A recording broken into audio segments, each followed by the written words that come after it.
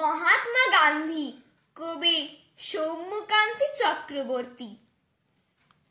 আমরা স্বাধীন তোমার অহিংসতায়, আমরা ঋণী তোমার ধৈর্যশীলতায়, আমরা মলিন তোমার কোমলতায়, তোমার স্মৃতি রইবে মননে, রবে চিরস্থায়ী সর্বক্ষণে।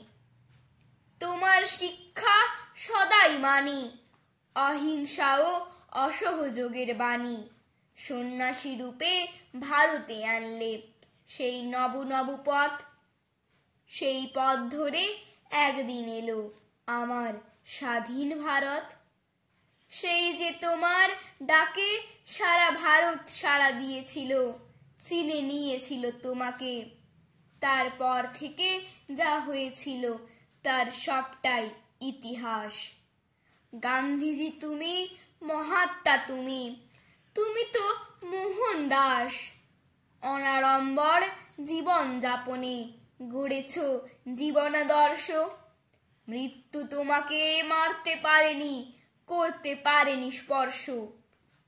তুমি চিরজীবী, তুমি যে অমর, স্মরণীয় তব কীর্তি।